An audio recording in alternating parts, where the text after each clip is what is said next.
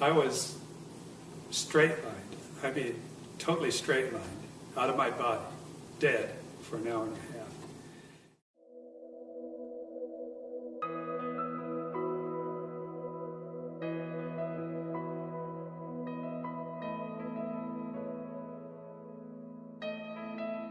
My name is Richard Cole, and I am 72 years old. I have never been what I would call religious.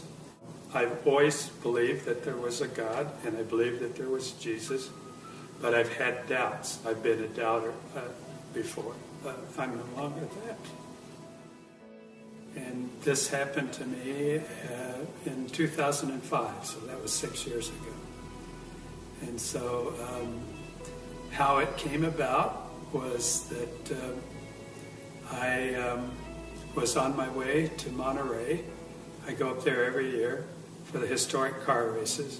While I was stopped at the stoplight, I had a pain that started in my jaw, right in the mandibular area, went down my jawbone, down my carotid artery, and into my chest. I said, "Whoa, this is strange."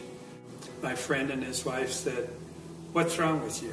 You don't look very good. What's your symptoms?" I said, "Well, my hands feel a little sweaty and I feel a little clammy." I said, "I don't know what's going on." He says, "I'm going to take you to the hospital." I said, "Oh, I'll be okay. I'll go home and take an aspirin. This will be done with." He says, "No, we're going right now." So we went in and they put me on a gurney because there was no room in the emergency room. My blood pressure was extremely high. And they gave me a couple of shots right away to try and get my blood pressure down. And then I went right into the x-ray room, and they gave me some x-rays, and came back in a little while, and Steve, the doctor, a friend of mine, says, "You have a serious problem." I said, "Oh, really?" And he says, "Yes." He says, "You have an aneurysm, but what's worse, it's split, and I think you're bleeding internally." 5 o'clock the next morning, I was in the the ready room rather, at Cottage Hospital. Anesthesiologist came in and says, "Well, I'm going to, give you a shot right now, and then you're going to go off to sleep." I said, "Okay." I said, "Is the doctor here yet?" "Yeah, he's here." So I asked to see him. I said, "Okay, what are you guys going to do to me?" And he says, "What we have to do is cool you down to a real low temperature, and when we do that, it'll be just like chopping a hole in Lake Michigan in the ice in the middle of the winter. Everything's going to stop. Your brain's going to stop, and your heart will stop." I said, "Well, I've never heard of that before, and I read a lot." And he says, "We usually don't tell our patients what we're going to do to them, or else they'd run down the hall dragging the IV behind them." They told me when I went in that I'd have about a 50-50 chance of making it. I found out later with that kind of operation where they take your heart out, you have a 10% chance of survivability. So the anesthesiologist put the IV in. I went off to sleep right away, and they start rolling me down the hall to the operating room. And then I realized that I was still conscious and I wasn't under yet. It was like I was for a little bit, but then I was awake again. And I saw them roll me into the operating room. And so I wanted to tell the doctors that, "Hey, you got to give me some more of whatever it was you gave me because I'm not out yet." But I couldn't speak. I didn't have any pain or anything like that. I just could not open my mouth and get the words out, even though I tried very hard to tell them that I was still conscious. So I'm laying on the table, and there are 3 doctors standing over me and 2 nurses, and they all have their gowns on, their masks on and everything. They're ready to go. And I heard the doctor ask the nurse for the scalpel, and she got it, and she started to open me up from right here down to here. He did. Opened me up like that, and then they got an electric saw out and started cutting my breastbone open. And then I saw them go down and start to take my heart out, and then everything went black. But I was still conscious, but I couldn't see anything. And it was like a heavy black fog, and I'm just standing there looking around. I couldn't figure out what to do next or what was going to happen next. Right then, 2 beams of light came over my right shoulder. So I started to turn around and look over my shoulder to see where it was coming from. And then I heard a voice. And the voice was very authoritative, not loud, but he says, "Don't turn around." And I'm thinking, well, why not? And he says, "Don't turn around, because if you see my face, you'll have to stay here." And he says, "Now, that'll be okay if you stay here, but I have a job for you, and if you disobey me, I won't be happy."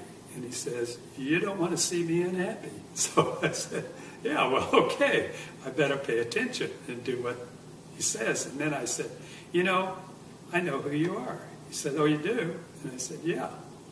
And all during this conversation, I had a feeling of where he was, that he was walking back and forth behind me, that he was sitting in a white throne, just a plain chair, didn't have jewels or anything on it, but just a plain white chair. And I could just feel that, and I don't know why. That's what I was feeling. The next thing that happened is he says, "Do you have any more questions before you leave?" I said, I got to think about this. And I thought, I was thinking really hard, what am I going to ask God? Couldn't think of anything. I wanted to be really smart enough to ask him something very pertinent. And so I said, well, I'm going to have to revert to an old cliche. What's the meaning of life? And he starts laughing again. I said, what's so funny now? And he says, well, I don't know why, but a lot of people ask me that question. And it's really real simple. But I tell you what, when you come back, we'll sit down. You can ask me all the questions that you ever will have. I'll answer them for you. So I said, okay. He says, okay, it's time for you to go back. And I turned around. I'm sorry, but he put his arms around me. He put his arms around me. And it was a feeling that I can't explain. It was unconditional love, but it was words. I can't tell you the words. And I'm sorry, but I always act like this because I can feel it again. So,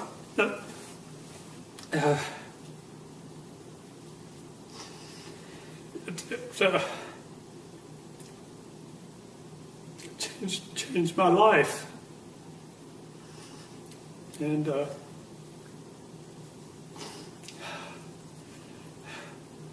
next thing I heard was the nurse was saying, I think he's ready to come out of it. His temperature's at 90 degrees.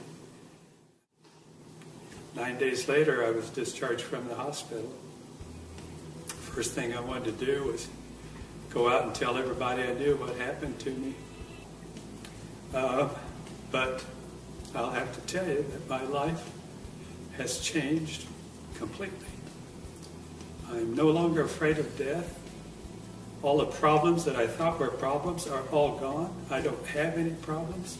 I don't have anything that gets me down. A week later, a guy came in that I knew, and he said, I heard about your experience. I said, yeah, it happened, He said, I heard that you were, you had a near-death experience and that you were out for about an hour. And I said, yeah, that's true. And he said, well, the same thing happened to me. And I said, and then I asked him what the meaning of life was. And he says, oh, that's easy. It's all about love. That was the perfect answer. So I got that message right away. Now I study the Bible, and it's taken me a long time. I've been doing it for 6 years. I'm up to Matthew. I've translated every word from the original manuscripts into English. I was baptized recently. People ask me questions about that. Well, why are you getting baptized now? And I said, because it's the right time. You know, I don't know what else to tell them. I don't believe that you have to be baptized to go to heaven, but I know one thing. I want to follow what Jesus did. He set an example. I want to, so I did.